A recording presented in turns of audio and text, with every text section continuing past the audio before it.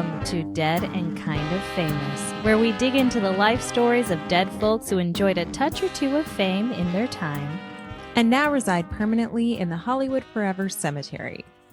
I'm Marissa Rivera, and I know nothing about what we're going to talk about, except for what we already talked about in parts 1 through 3, but I don't know what's going to be said in part 4. I'm so excited. You have a clearer idea this time. Yeah, okay. But I do know that I am so proud of Minnesota. Oh my gosh. Yes. Are you so proud to live there? I am. Yes, I do feel like chaos, like a little bit, you know, in that part of you where you're like, I'm the star of my own movie. Like, I do feel like chaos is following me a little bit. But I also know that everything's not nothing happened to Minnesota until Courtney got there. I'm a catalyst. It was like, let's go to a safe place after these fires. Oh, whoops. No, but also people make it safe. I'm you know what? On the bright side, every place I live is full of people who are fighters, who fight back, who are rad and fabulous. And I am glad I didn't move to, you know, a place where that's not the case. So very happy about that. Yes. Yeah, no, it's a lot, but I am very proud of people here. I saw somebody put a post up that was like, I just keep thinking of people in Minnesota being like, oh, just gonna move past you and protect that democracy there. It's like, yes. Yes. Yes. Oofta. Yeah. But anyway, okay, great. And so you said gotta laugh or we'll cry. Yeah, exactly. Anyways, tell the people who you are. I am Courtney Blomquist, and I know way too much about what we're talking about, but I don't know what cold really is anymore. I think that's like, I've been here long enough that that's how I feel. Like it's between 40 and there's a big difference between 40 and like negative. Oh, for sure. But also there's a big difference between, and you don't know this, but there's a big difference between like -10 and 11 degrees. Do you know what I mean? Like if you're like, oh, because I used to make fun of my mother-in-law being like, oh, it was 4 degrees today. So I walked outside and unzipped my jacket a little bit because I felt a little balmy. And I thought that was hilarious. And now I'm I get it. I get it. You're like, I don't need to put gloves on today. It's fine. Not today. My flesh won't immediately freeze. I'm good. Jeez. So yeah. I turned on my air conditioner yesterday. You bitch. Yep. Yep. No, honestly, so I feel a little warm right now because I'm upstairs and the heat's coming up here. So all good. All right. So it's time. Let's dig in. It is so time. Oh, all right. I'm so ready. Let's dig. Let's do it. Okay. So if you're just jumping into this now, definitely don't do that. Go back. Go back. Who does that? Who starts with part 4 of anything? What are you doing right now? Yeah, no. Psycho. Go Stop. back. Start with part 1 and work your way up like everybody else. Okay. But because you all had to wait, because we took our time, because life, because here's a reminder of where we left off. Let's tell them. Okay. Holly had just lied about being a Warhol superstar in print. I would say that's, more just manifestation, perhaps. Yeah. It's a very public white lie. So she also served as an unwitting accessory to a botched camera theft and seemingly completely blown her chance with getting in Andy Warhol's good graces. But, luckily, there's a but. Andy wasn't the only factory member with sway. Paul Morrissey was the director's director around the factory. And what I mean is that Andy Warhol made films, but they were often purely improvisational with no discernible storyline. Appropriately, they were films for art galleries, not people wanting characters and story. Right. No arcs, just images. Right. Just, yeah. Paul, on the other hand, liked to walk into making a film with a loose idea of his premise and characters and use improvisation to build a full story. So they had their similarities, namely that they were both avant-garde, untraditional, and improvisational, but they were definitely different. Definitely. And I just want to point out to the audience, because you can't see this, but in the script that Courtney sends me right before we go on, it says avant-garden. Of course it does. So Paul saw something in Holly, and therefore Andy listened. As Paul says, I don't remember ever saying anything to Andy. He didn't say it was a good idea. He was so glad to have any ideas because he didn't come up with any himself, I remember. So, yeah. Wow, a shade. Yes. He didn't come up with his any ideas. Interesting. Yes. So, there's not like a ton of respect in that statement, but, yeah. Mm-hmm. So Paul tracked down Holly and summoned her to come film a scene. Holly played it cool, responding, Yes, I'd love to. What do I do? Where do I go? not desperate at all. As we mentioned in the last episode, Paul's first film produced with the factory was Flesh. Flesh. Oh, I remember. Flesh. Yes. Starring hunky Joe D'Alessandro, Candy Darling, and Jackie Curtis. Holly thought the film was trash, but ironically, the film she would end up making with Paul would also be trash because the name of the film was in fact Trash. Perfect. Yes. But this movie was the opposite of trash in many ways. As Holly says, Trash was a great contrast to the factory's earlier productions, which were fairly pedestrian. Andy turned on the camera, it rolled, and when it ran out of film, he turned it off.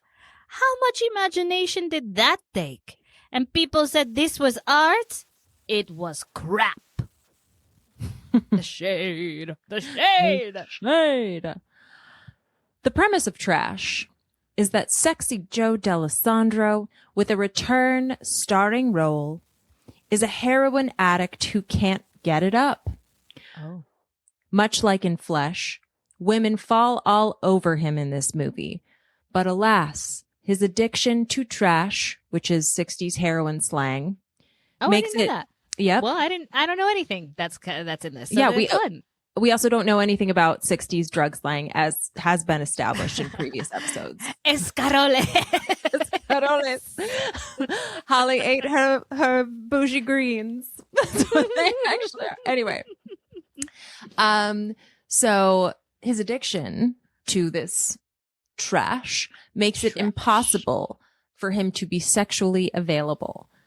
But his live-in girlfriend that he mooches off of, who would be played by Holly Woodlawn, is more interested in actual trash, and she's constantly dragging home trash to her dumpy apartment and selling it that for she money. pays for herself. She pays for herself with her trash, but it's real trash. There's something happening here. I don't know. And she's what the word selling is. it for money like Facebook Marketplace before time. Yeah, she was ahead of her time. She's also massively sexually frustrated. As Holly says, I must admit that the characterization was not far from home, as I had wallowed in the gutter on numerous occasions, as we know. mm-hmm. I also dabbled in drugs and lived in squalor, but the similarities ended there. I had a taste for the finer things in life, like booze and pills, and I was not interested in collecting garbage. I don't know. I think the similarities are pretty spot on. Maybe she I wasn't don't think like, she had to reach far for this. I don't think so. I think she was not as much of an entrepreneur, quite frankly. That's true. That is true. That is There's a very resourcefulness here that Holly is like a survivor, but not necessarily like resourceful in the same way. It's like a I'd agree with mooch that. kind of resourcefulness. true. Anyway, Trash was largely filmed in the basement of Paul Morrissey's Lower East Side brownstone, which became the set for Holly's dilapidated apartment. A guy named Jed was a one-man crew aside from Paul. Non-union. Yep, he did it all. Non-union as fuck. Yep. He took all those jobs. He was like on his resume, he's like jack of all trades. I'll do everything. I've put that line on there, Jed. I get it. And despite how skeletal the production was, it was the closest thing to stardom that Holly had ever experienced. Joe was quiet, which made her nervous, but she ended up getting along with him quite well, which was good because she was comfortable enough to do a lot of completely insane, unhinged things in this movie with him by her side. Perfect. So they had that trust. In the first scene they filmed, Joe moves some of Holly's trash, this time a discarded sink, into the apartment and then falls into bed. But to Holly's dismay, it's because he's tired. So she's tired, not horny. Exactly. So she's mad. And that was what she had to go with to improvise. That's what we're doing here. That's the scene. Okay. Let's do it. So, wearing a hand-me-down dress from Jackie Curtis. Who she always said wasn't a good dresser. I know, so- and then she like wore her dress. Maybe it's because she's like, this woman collects trash. This is probably Jackie, I need your wardrobe. Probably. She's like, who would pick a dress out of the garbage? Jackie Curtis. Jackie. Yes. So she was wearing this dress, a sad raccoon coat, and a heavy smear of eyeshadow. And with that, she lays into Joe in their very first scene with dialogue like, "Hey, stupid. Hey, fuck. Get the fuck off my bed. You're a mooch, motherfucker. A mooch." yes, exactly. And here's the clip of the same thing from the movie. Yes. Yes. Fucking crap. Yeah! You can't even help me with nothing. They do the mooch. You're a mooch. Motherfucker, a mooch. Why do you have to be unconscious? She's like searching for his like zipper. He was cute. Yeah. That Joel. That Joel. You said that was like He was very cute, Minnesota that accent. Joel. That sweet Joel. That sweet Joel. There were no retakes, and Holly would swig beer between takes. And then the day ended, and Holly had fun. And she got paid a whole $25. Oh my God. Yep. Paul told her to call the following What was that week. back then? Let's look it up. All right. So 1969, 1970-ish. It was like $220 to $228. You know So- what? That's better than some non-union nonsense I'm seeing nowadays. So I mean, sure. It's not great though. It's definitely it's not great. Not great. For the star? For the lead? And especially and it's Andy Warhol. Like, come on. It's not good. Come on. Not great. Yeah. It's not like there's no one with money in this game. Exactly. So, so Paul told her to call the following week to see the film rushes at the factory, which was always a bit of an event. Like a lot of different kinds of people, not just people that worked on the film, were invited, and it was like a social event. Ooh. And a Holly- networking, a Yeah. networking sort of screening. It's like, yeah, like, and so you kind of like the film gets buzz before it's out there because people are all watching the rushes. Cute. And Holly rushed off with her boyfriend, Johnny, to blow her earnings on a surf and turf dinner for two and martinis at her favorite haunt, Max's Kansas City. But I mean, I know at the same time, it was like 200 some bucks. And it's like I'm just going to go ahead and like blow all my money as soon as I have it. I'm going to just like do whatever I don't know. I feel like she's done this a few times, like where it's like a few times. This is her MO. Yeah. Yes. Like I'm just, it's in my hand and now it's gone. Like there's money doesn't stick to her. Not at all. So now let me sidebar for a real quick second here about Johnny, because the people need to know the truth. I am honestly hesitant to say this. I will decide if I leave this in or not. Okay. But at this moment in time, Holly was about 23 or 24 years old. 23, I think. Okay. Johnny was a hippie squatter that she'd met in one of the apartments she'd had made her home for a time, like one of her transient little things. He was also young, but actually he was way young. He was just 15 years old. No. Yeah. And Holly, and I hate saying this. I just don't want to like hide. I'm just saying what I find out. You know what I mean?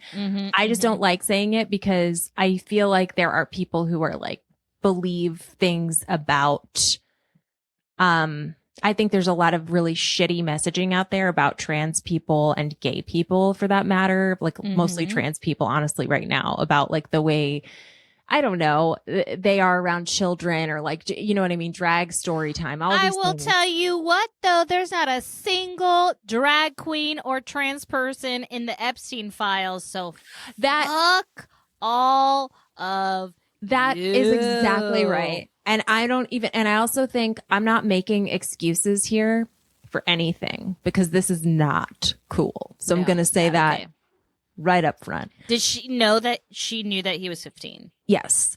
But also I feel like she's somebody who came to the city at 15 and was prostituting herself at 15. And it's like, what's normal when that's your normal? I don't know. Right. So I don't. Not great. Still not great, not cool. I'm not making excuses. I just don't like, I'm just saying, any of you believe that generality? Like, no, that is not correct. And also, I think there's, I don't know what to say about it other than the facts is what I'm going to say. So these are the facts. Yeah. And Holly she just makes no real mention of this being an issue or a hurdle for her to overcome or something that she simply wanted to hide. Like it's not, that's kind of why I'm like, what's normal to you? You know what I mean? She's fairly shameless about it and doesn't seem to register it as an issue. And I, on the other hand, as we just said, do consider it to be a pretty massive issue. And I didn't want to ignore this detail about Holly just because I like her. So this is not at all cool. And I just want to speak to it before we continue. So you all know. But great. Don't cut this out. You should. Okay. But Johnny was the one on this particular night comforting Holly during that dinner and assuring her that she'd done a good job. Holly truly did not believe that the day had gone well and she thought she'd blown it. I was terribly distraught because I wanted to be taken seriously as an actress. Most of the superstars were just crazy people who were famous because they were strange. Many of them weren't even recognized as having talent, but rather shock value. They just reached out to the world and said, "Look at me, I'm fabulous." And most everyone bought that shit and thought they were fabulous, or at least interesting. But I wanted to be the first superstar who was recognized for talent and not lunacy. I didn't just stand before a camera yelling and screaming. I had tried my best and I flopped. Or so I thought. So Holly felt too embarrassed to give Paul a call to come see the Rushes. But Johnny pushed her to go. Holly, go on. Give him a call. You probably did a great job, but so what if you didn't? At least they'll have free wine. And that last part.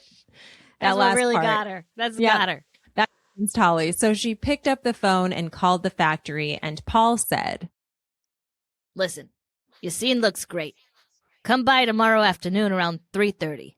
We're going to have another screening. And listen, do you think you'd be available to do another scene?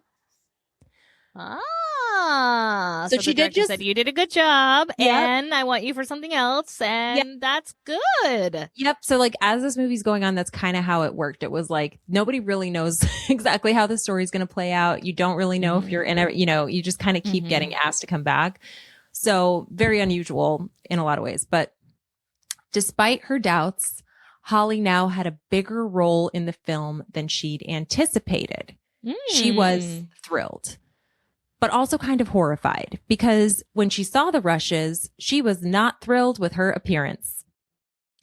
There I was, on screen, looking like Broomhilda.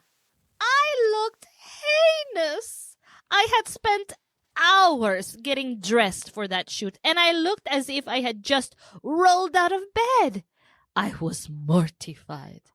And to think I thought I was so beautiful, walking around in these thrift shop outfits with this frizzed out hair that looked like a fire hazard.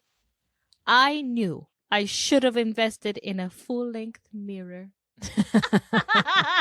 The amount of times I've had that thought.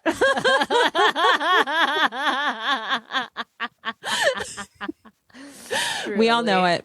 We all know it. Truly. So, yep. When you only have your bathroom mirror and you're like, do I even with the bathroom lighting, and you're like, I look good, and then And you look back and you're like, whoa. You just don't. Yeah. Yeah. So, but also just for the record, I think she looked pretty cute. You just saw her in the scene. Her hair looks frizzy and she looks kind of crazy, but she also looks kind of cute. Like it's a look. It's a vibe. It's a vibe. I don't think it's wrong for the part either. I feel like she was kind of right on the money. So, like if you were dressing for this part, like for an audition, which was she that far off? No, I don't think so. I think she nailed it. She was in the pocket for sure. And probably because she is this character. I mean, really though. Really. So when Holly showed up for her second scene, she tried her best to look more refined, wearing a camel hair coat and a black jersey dress. And once again, her teenaged boyfriend, Johnny, tagged along. And Paul pulled him into doing a scene with Holly as well. So I couldn't find, I did watch this whole movie, by the way, but I can't, and now I can't find where I streamed it from, but, I did see the scene. I can't find a clip of it though, so can't share it. So I'm just going to describe. Did he look 15? Were you like, that's a young man? That's He's playing somebody who's supposed to be like a young college student in the scene. So like it doesn't, I don't know if I thought he looked 15, but I mean, the way that they're characterizing him didn't feel, he's supposed to be young. Do you know what I mean? Okay. But yeah, I didn't know that at the time when I saw it. So, so Paul pulls him into doing this scene, and he portrays it was a preppy high school kid. So he was supposed to be a high school kid, like senior year of high school or something. So he knew. It's like everyone's just not saying anything. Anyway, Johnny portrays a preppy high school kid who comes around to score drugs that Holly has promised him. He doesn't want any needles. He makes that really clear. But since Holly didn't have any drugs herself, she had to score whatever she could find from another junkie down the hall. And what he had was dope in a needle of some kind. And it looks like ridiculous in the movie too, by the way. It's like a giant syringe. So she comes back with it. And they weren't actually going to spend money on drugs, Courtney. Come on. Well, I mean, but the syringe itself, I'm saying. They had no budget. It was a comical syringe. So she comes back with it and convinces him to do it and like shoots him up in his butt cheek. And then he's like laying on the ground being like, I think you gave me too much. It's like weird. It's weird. It's a weird, and especially it's very odd. Anyway, all the while she Does tries. not sound good. I don't love it. And she tries to get in his pants like this whole time and like literally licks his face before this scene happens. Like not when he's like passed out on the ground, but like still, it's just kind of insane. It's an insane scene. And is it more insane? Is she more insane than she is in her other scenes though? No, but I think it's just like, I think maybe just like thinking about it now that I know they were actually dating, and her like licking his face and stuff. It's weird. I don't know. It's a little bit weird. Okay. But Uncomfortable. it's a little, I mean, it's a very uncomfortable scene, I think, no matter what. But that scene did well enough that Holly was, and Paul liked it. So Holly was asked to come back and do another. And even before she did her third scene, people started to recognize her and appreciate her performance because the Rush's parties, like I said, were an event and a lot of influential people came to see them. So one night, Sylvia Miles, an A-list actress who had just been nominated for her performance in Midnight Cowboy, came up to Holly in Max's and told her she had seen the Rushes and thought Holly was marvelous. Marvelous. Yes. So Holly's confidence started to grow, and so did her invitations to come do more scenes. So work begets work, people. That's right. So she did another scene where she catches Joe in bed with her sister and kicks him out. Who plays her sister? Her sister is played by this like actress named Diane who does kind of look like her. I really wanted it to be Jackie. Oh my God, I know, right? I wish. That would have been great. Jackie. I can play it. I'll play it for you. So she catches Joe in bed with her sister and kicks him out. I thought he couldn't get it up. I know. There's a few selected things in this movie where he does actually get it up. He does get it together, and it's never for Holly. So I know. Maybe it wasn't the drugs, but the relationship. I don't know. It was sadness. Okay. What story is he trying to tell? This is hilarious. Okay.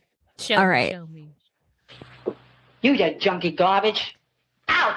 After her. You can't. Hurry up. Get the fuck out of here. Fucking shit. You can't make it with me, huh?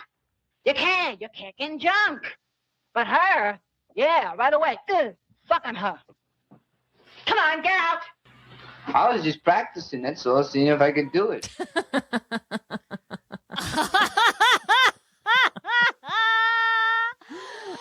That is a brilliant line. I was just practicing and all, seeing if I could do it. Oh, God. That's so funny. Yep. So there's another more iconic scene where she cures her sexual frustration with a beer bottle. So that was what actually she was referencing before in the scene before. She was like, you gave me a bottle. But yeah. So that's right. Joe in this particular scene is still flaccid and Holly wants what he cannot give. So to her. Right. To her. Exactly. Gives it to her sister. Her sister. So she simulates using a beer bottle to satiate herself. So there I was, in a fetal position, working this beer bottle up and down between my legs, having a jolly old time while trying to hide my panties, show off my manicure, and look fabulous at the same time. Honey, that's when the true actress inside of me took over. I was wallowing in this role like a pig in caca, getting down and dirty.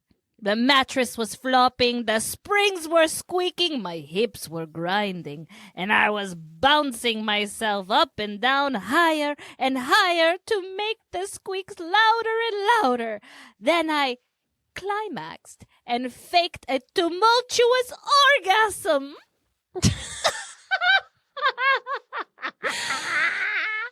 So the scene ends somewhat emotionally, with Holly holding Joe's hand and asking him to never make her do that again. And she even said that she shed a tear in this moment. It is... You watched it, did she? Shed a tear? It's hard to say the way it's filmed. Like, she definitely seems like emotional. It feels it's like not like shot it very clearly. Like the clip you just showed me, like it was mostly like out of focus in her hair, in the back of her hair. Yeah.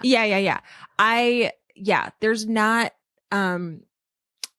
There's a lot of imperfection in it. I think that's the whole that's the whole thing of it. Point, But I mean, yeah. at the same time, I will say about this movie, just really quick, I expected it to be unwatchable. I really did.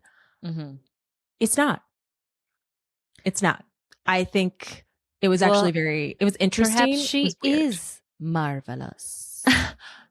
I enjoyed her performance. There's a lot of weird little performances and things in this movie. And it's just like, what the fuck is happening? But at the same time, I don't know. There is a story. It's clear. I don't know. Yeah. I think it's very interesting that basically the dailies are being shown in like a party environment.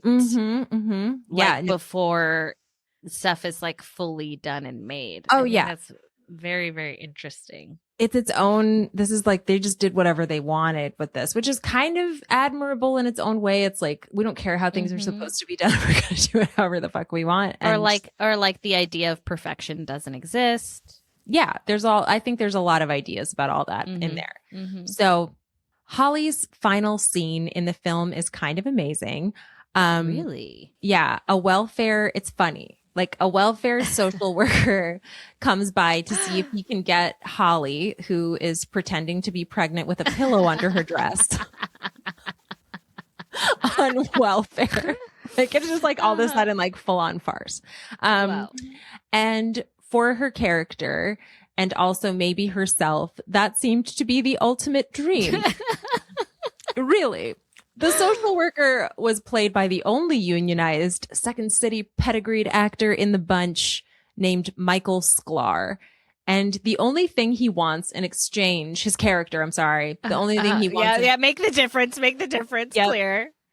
The only thing he wants in exchange for putting Holly on welfare is her shoes. She's wearing these like little silver shoes, like little silver high-heeled shoes. And Michael Sklar's like, give me those. Yeah. Give me those shiny mirror shoes. I want them. He's saying crazy things like, oh, it reminds me of Joan Crawford with the big shoulders and that would be so fabulous if I could just have those shoes. Like he's so interested in them. And he asks her where she got them. She says the garbage. He asks if he can have them. She says no, but he's very insistent. And then she gets mad and says, we need welfare and you can't have my fucking shoes. And then the pillow falls out of her dress.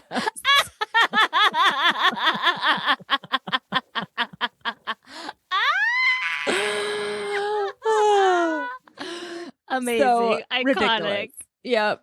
Meanwhile, Holly seemed to learn nothing from the trajectory of this film plot and was using her meager film earnings on the very drug that had rendered Joe's character impotent. Heroin. Stop.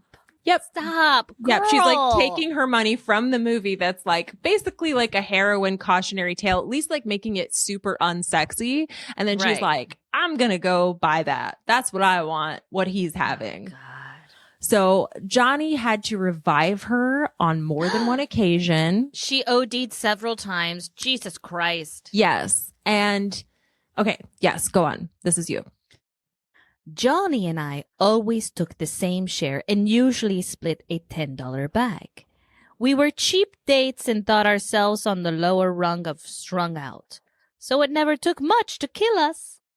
Oh my God. I know. Neither of them died, but their relationship did, which is honestly for the a good best. thing. For the best, yes.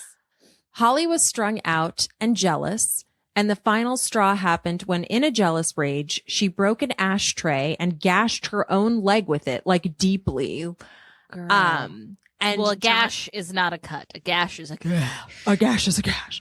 Johnny left with Holly screaming after him. You do this. Don't leave me.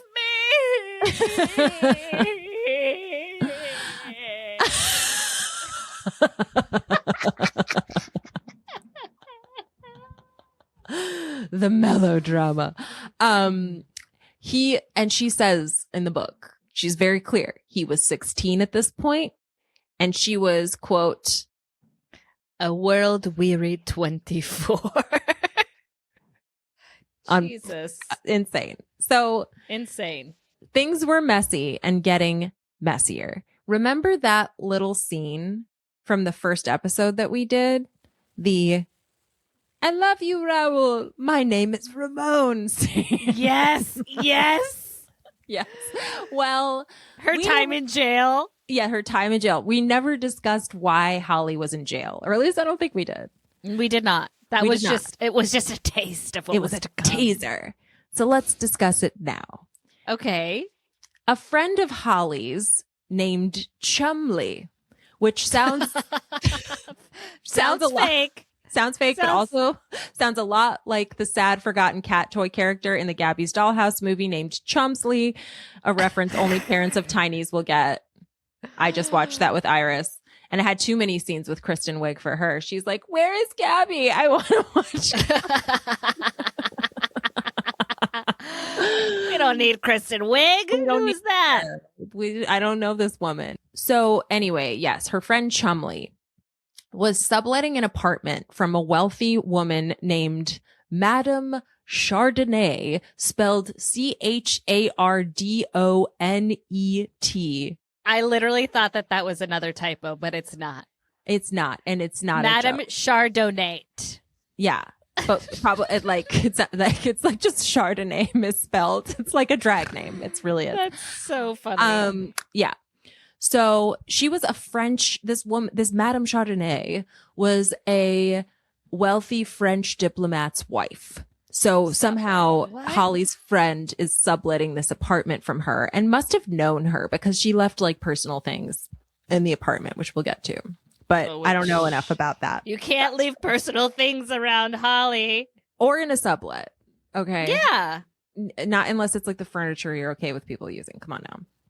So come on now.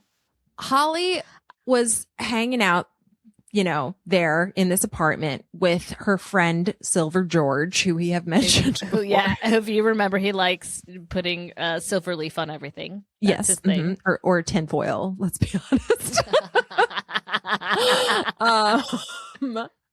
So she was hanging out with him when he found Madame Chardonnay's bank book and passport in the apartment. Oh my God. Yeah. So he and Holly devised a scheme to have Holly dress up like her, Madame Chardonnay, just to be clear, and withdraw the French diplomat's wife. The French diplomat's wife, and withdraw her entire life savings, like you do. That was their plan. So that was like plan B. Let's just be clear. Plan A was a little less insane. Slightly more reasonable. They just withdrew $2,000, and that actually worked. And it worked. Oh my! What was $2,000 at the time? $2,000 at the time would have been. Hold on. I always must know the exchange. What it would have been. I always must know. It would have been. Oh my God! It would have been $17,663. So a lot of money, which makes this next part even crazier. So, so they withdrew that. It worked. She was dressed in like a little, I don't know where she got a Chanel dress. Probably it was also that from that woman's apartment, and like a little pink scarf. Closet. And she showed up with like a fake French accent to the fucking UN, and that worked. So she got that $2,000. Honestly, that's on the UN. I know. I know. It's crazy. That's on them. She's I'm like sorry. looking at the passport picture, just painting her face to match, like insane. That's insane. I know. So they used all. But what an artist. What an artist. I know. They used all of that money. Oh, all of of that 17,000 whatever on drugs and alcohol, like quickly. Oh no. So and then they're broke again because they used all of it. And so she went back to the UN in the same little dress without even having the time to have it dry cleaned, right? Well, and why would you? Because when you're high as fuck. Yeah, looking like she'd been doing $2,000 worth of I'm so sorry, $17,000. Yeah. Jeez. And she shows up again and tries to withdraw the entire account, and that did not work. Oh, so, finally. Yeah. So finally some reason comes into the room. So she ended up in jail. And as we've discussed, go back to episode 1 if you've forgotten that story. And this was during the exact window of time that Trash premiered. That she's in jail. She's in jail for the premiere. She's in jail for the fucking premiere. Idiot. I know. And then the film comes out and she's in jail and she starts getting great reviews for her performance. And word got out that she was in prison, with the Daily Variety releasing a piece titled "Trash Star Found in Trash Can." Oh my God. Honestly, though, that's good publicity. Good publicity, yep. But Andy Warhol and his factory, they didn't have much sympathy for Holly and made no effort to post bail. When asked about it, a factory spokesperson said, Yeah, Holly only worked for us for 8 days. We're sorry she's in jail, but we're not responsible. I mean, they're not wrong. They're not wrong. So Andy did not come to her rescue, but another very popular pop artist named Larry Rivers, he's like actually referred to as the godfather of pop art or something. So he was like right up there. Okay. We just don't know his name as well today. He paid the $1,000 needed to get Holly out of prison. How much is that? Well, that would be half of what I just said. So probably like $6,000. Let's see. Oh, sorry. $8,831. That's a lot. Yep. So that was what her bail was. And he paid it. Hold on. It's a very nice man. Yep. He was apparently appalled by the factory's shoulder shrug at Holly's predicament and chose to help a Judy out. But in Holly's words, As far as Andy and the factory were concerned, I don't harbor any resentment towards those motherfuckers at all. Truthfully. Oh, you don't, girl? Okay. Truthfully, I was not offended by their reaction to my imprisonment because they didn't owe me anything. I admit I felt completely abandoned at the time, but it was my fault. I stole the money, I had to pay the piper, and I was willing to do so. Okay. so owning it. Good. Owning it, or at least Way after years the fact. later. Yeah. In writing this book. Yeah, in writing this book. Yep. But coming out of prison was strange because when she exited, she was suddenly in the spotlight she had always craved. She continued to get herself dolled up with Jackie Curtis, who often caked on so much makeup that Holly had to, quote, take the trowel out of her hand and say, hey, hon, this is makeup. You're putting it on. It's not stucco. and I love it. Always throwing Jackie under the bus. And the two would head over to Max's Kansas City like it was their job. But now Holly was hobnobbing with bigger names. Truman Capote told her she had the face of the 70s. Which was a compliment he had also given to Candy Darling. And one day in 1970, Holly got a telegram from the Academy of Motion Picture Arts and Sciences. Okay. It informed her that famed director George Cukor, and George Cukor, hold on a minute. Let's just talk about him for a second, just so that we can make sure people understand how famous this guy really is. He was a director. He's famously, gay. I don't know how. I think pretty sure everyone knew that at the time. Mm-hmm. But he directed out at the time.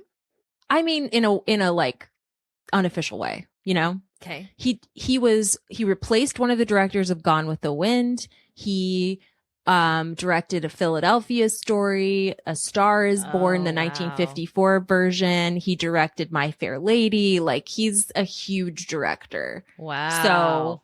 So and he this was man nominated Holly. Well, he didn't. He was just campaigning to get her nominated.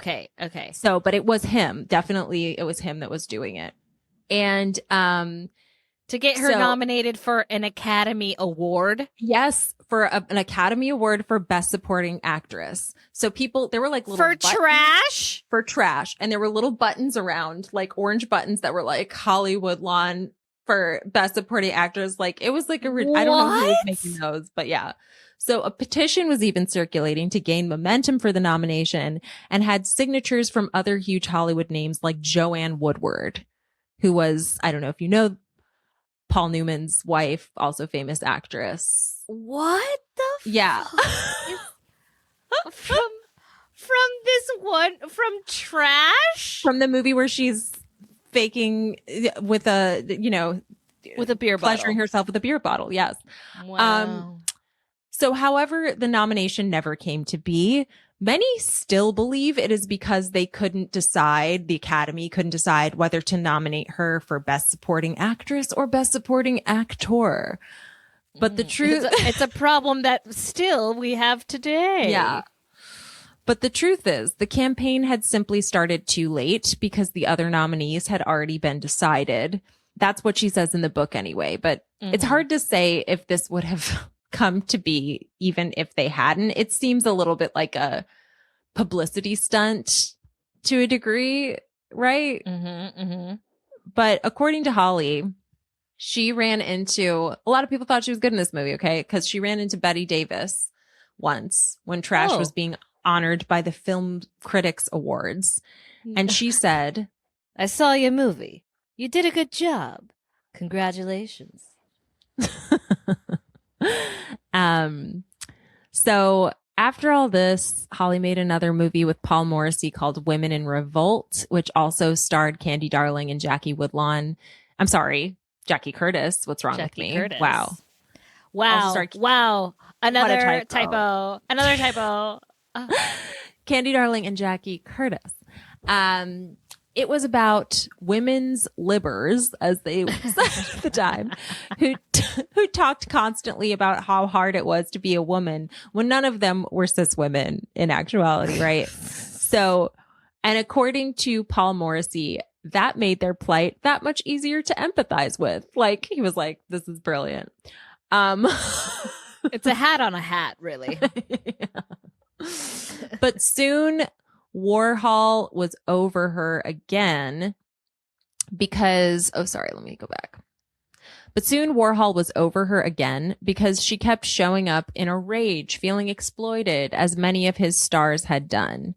She continued to work on smaller films and plays, but she was in a spiral of mess that was not yet finished. So today we are going to end this episode with this 1971 interview with Gary Kominas that shows her in her true state at the time. And candidly with you, she's I don't like 25, 26, maybe. This is 1971, so she would be probably 25. Okay. Let's watch it. How does it feel to go from obscurity to fame? Tiring. Why? It's so exhausting because like all this running around, like after food, we're trying to here, there, but the people are fabulous. I love them. Ooh, they're so kind. Where do you go from here? Can you find a new script? Wow. Oh, I have to two movies. I have to tell you. One's going to be shot in New York. I play a debutante that runs out of her wedding. Screw up everything. Then I run out in the street, jump in a cab, say, take me to the cheapest bar. And then I meet a stripper, Asha, my girlfriend. And from there we meet two sailors and gets all demented 1930s women, fat broads. They still think they're in the 30s. And I don't know how it ends up yet. Would this be a general audience picture for family? Well, yeah, of course. I'm dying to see a dirty film. Holly, I want to get your opinions on group sex. I would never have sex with a group. I don't understand this interview. Under any conditions, even in a movie? Well, if it's in the script, yeah, of course. Then. But why? You have to do it. Holly. She just time out. Yeah, like time out. Pause that for a second. Time out. Pause. Okay. First of all, y'all need to look up this interview. You need to put this in the show notes. This is insane. Okay. It's absolutely insane. Also, I just freeze framed it on like the perfect on the moment. most insane. Okay. She is, first of all, she is kind of dressed fabulously, but she's like flailing around her arms while she's smoking a cigarette and like running her hands through her hair constantly. So it's getting like bigger and bigger. Her makeup, her eyebrows are crazy. Her eyebrows are crazy. Her makeup's a little bit insane. And then she literally just opened a drawer, took out a beer can, From her vanity, took a swig, put it back, slammed it shut, and burped. and then was like, next question. Next question. Also, this interview is framed so weird. It's like there's a camera like behind her shooting into the vanity mirror, and it's like in a hotel room or something. It's really weird. And like I think after like looking it up a little bit more about it, I think that these interviews were done in general to like talk to people about sex at the time or something, because I was like, why are you asking her about group sex and all this stuff? So it's already hard a weird left. interview. It's like what do you do about fame? You know, how are you dealing with it? How do you feel about group sex? and then what? Yeah, it's crazy. So I think that there was like, that was his angle maybe the whole time. I didn't know that when I first watched this. It's crazy. So let's continue. Yeah. Do you think that the armed services discriminate against transsexuals? Thank God they do. Otherwise, I'd be fighting in Vietnam. Well, what is your answer to the war in Vietnam? Ugh. Thank God I'm not there. How would you solve it? I already solved it. Oh, the war? Yes. Oh. Mm. A mathematician, I am not. Holly, do you think that circumcision is an invasion of man's civil rights?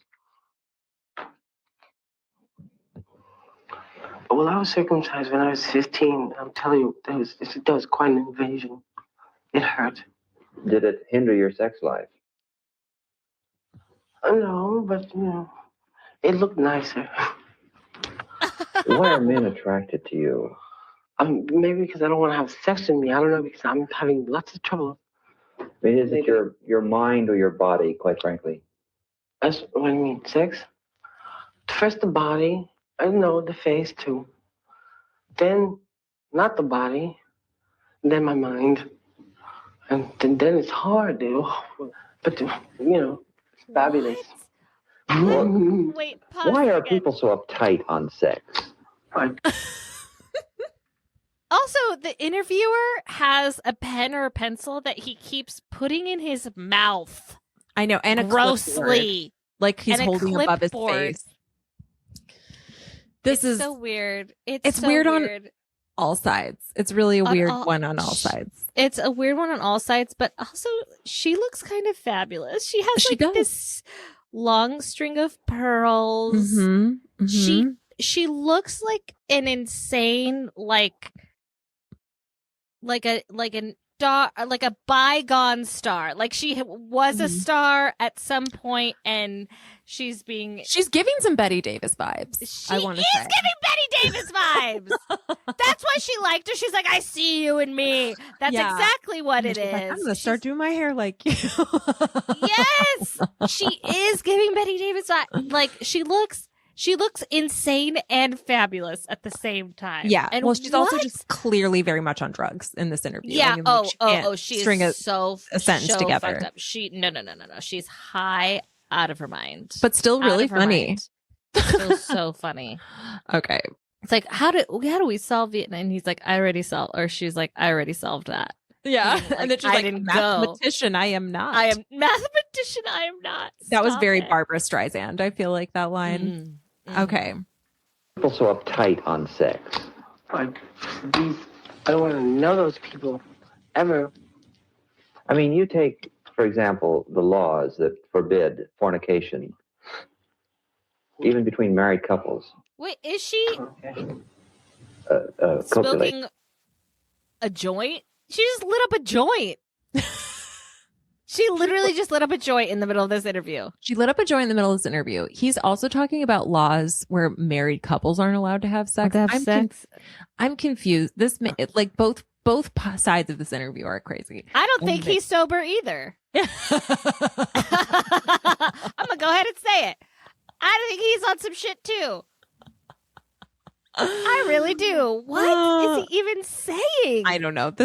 Where would this interview have even I feel like this was like on the news. Like they didn't film stuff for YouTube back then. Do you know what I mean? Right. Like where did this air? It's insane. Okay. Coitus. Intercourse. Oh, sex. They're forbidding it? In certain states, it's against the law. That's horrible. My God. What were you before you became an actress? A bum. Well, Yes. what are your other Time out. She has a cigarette in one hand. She has a cigarette in one hand and a joint in the other. And a beer in the drawer. And her pearls wrapped around her hands. Yeah. Oh my gosh. Yes. What are your other activities besides acting and sex? Getting up, running around, putting on makeup, and calling out what time. The time number, the tone, the time will be. Oh, I'm late, and then I call up the person. Please forgive me for being late for the appointment. Oh, please, I'm out of the house. Then you go back to the mirror. Then I run out. Then I go back again. Oh, please, I have no cab fare. Oh, thank you, please. So run down, take a taxi. You get there. The guy with the money's there. So, please, thank you. I love you. You run up. And it's, hi, please forgive me. And, and they say, it's okay. What the hell was that answer? That was what? But what was even the question? The question was like, what were you doing before this? And she was like, I was a bum, and then she's like, and then trying to get somewhere without having money. I followed it. It was crazy though, and it was crazy. You're fabulous. It was insane. Did they take you out to lunch? Why not? Do you think you'll ever do Shakespeare? I can't even read Shakespeare. My God. Do you know the soliloquies in Hamlet? To be or not to be? I've never read Hamlet. Just try those lines. Oh, to be or not to be? To be or not? To be or not? Oh, show notes. That must go in the show notes. Yeah. Everyone must watch it. Required watching. Do your homework, people. That was insane. Insane. What? It was really crazy. So I want to know where the fuck that aired. Was that it wasn't just like airing at the factory? It was like, oh no, that was an official interview. Who is that man? That man is not a journalist. Gary Kaminas. So let me see. I refuse to accept this man as a journalist. And this is on his channel.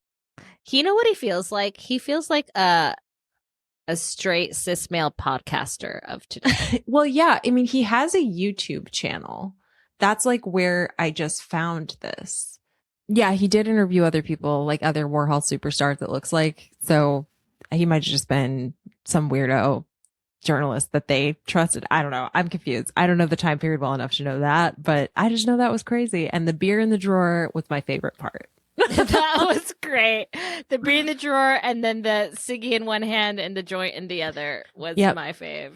Yep. So honestly, okay. So this was like, I just want to say to recap this episode, this was her biggest moment of fame. This is the moment that she's known for, was this episode. And next week in this film, but all the beats of the episode really she's in the headline, her names are out. You know what I mean? Yeah. So, she's finally made it, and she's made it to the top, but she's at rock bottom. Yes. And so we're going to continue to see what happens. And I will say that I did actually read, not the full book actually, because I haven't had time, but I've read a lot of the book of I Love You Madly, Holly Woodlawn, the one that came out in 2025 about her co-writer on this book, Jeff Copeland, or his perspective on all of this. And so it's very insightful into like where she really kind of ends up, his perspective on her, all this stuff. So we'll talk about that book next time, and also her move on from this fame moment. So we'll cover all that. You'll have to join us next time Yeah. for part 5 of Holly Woodlawn. Holly Woodlawn.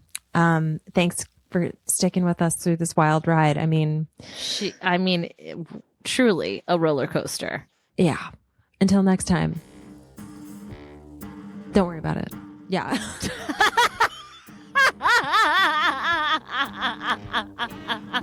Don't worry about it. Thank you so much for listening. Your support and enthusiasm for the show are the reason we keep doing it. So thanks for the kind words. They really mean the world. If you liked the show or have ideas for episodes we could or should do, please drop us a comment in Spotify, Apple Podcasts, or YouTube. And if you haven't yet, please follow the show and tell every cinephile and taphophile, fun fact, that's a person who loves graveyards, about your new favorite niche podcast. And if you want to see transcripts, photos, and sources for our episodes, check out our Substack, Dead and Kind of Famous. Dead and Kind of Famous is written, produced, and edited by Courtney Blomquist. It is hosted by Marissa Rivera and Courtney Blomquist. And special thanks to Jesse Russell, my husband, for allowing me to yammer on about the episodes before I can spill it all to Marissa. He tends to have some good insights and ideas, so thanks. Until next time, you might not be famous, but you've got a story to tell and you're not dead yet.